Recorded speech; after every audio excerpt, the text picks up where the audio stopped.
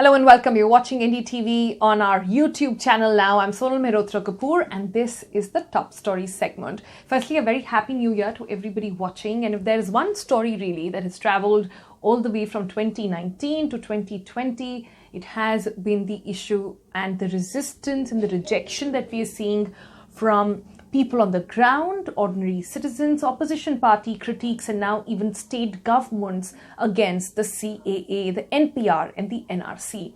Well, the new year was spent by many in the national capital, in Bengaluru, in Chennai, and several other places by not partying, by not being cozy in their homes, but being out on the streets protesting for a cause they felt so strongly about.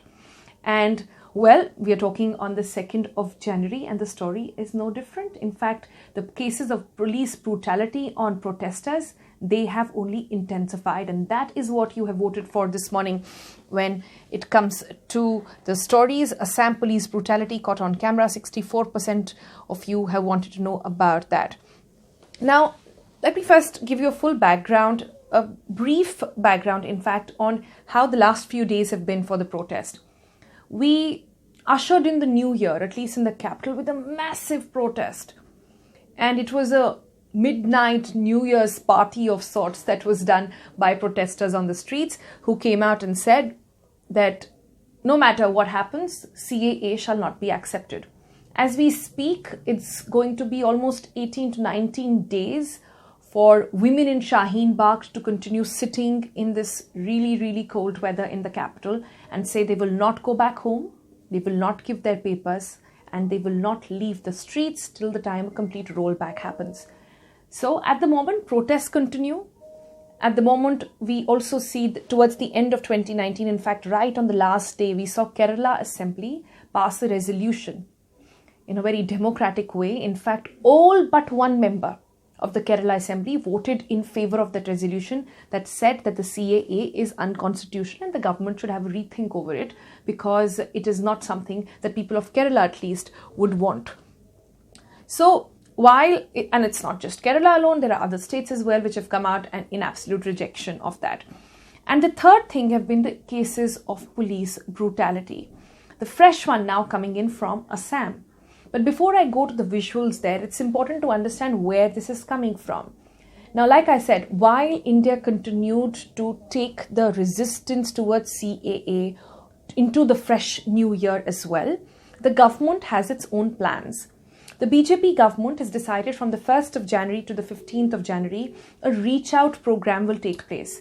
That means all the top leaders from the Prime Minister, Home Minister, Defence Minister, and finance and several other top leaders, they've all been rostered to travel across the country, reach out to the people and perhaps give them what they believe is their version of the CAA on why the government had to bring it out in the first place. So starting today, Prime Minister is in Karnataka and several other leaders are all over the place and they'll be holding rallies, press conferences, some talks, etc., interactions with people to try and assess and try and communicate to them, perhaps bring out the positive message that the government hopes to give and give out their side of the story on how the questions which have been raised in the anti-CAA protests are not founded. So that's one. Another key concern for the BJP at this point is the resistance they have faced in the Northeast when it comes to the CAA. I've explained to you in videos earlier as well on why the Northeast is protesting on the CAA is entirely different from why the rest of the country is resisting and the rest of the country is protesting. Now, Northeast has managed to get a couple of BJP alliance-ruled states which are in power. And there, in Assam at least, the first day of the year started with the Chief Minister there, Mr. Sonwal, going out and talking to people and bringing out the positive message, like I said, which is part of the BJP campaign now. So he held a press conference, one only for journalists to try and get some advice from them. In fact, he said a lot in that press conference as well. And then there was a rally for which he was going. It was while he was on his way to that rally that some protesters emerged on the streets. One of them had a black flag in hand. To show you what happened next, you'll have to take a look at this video.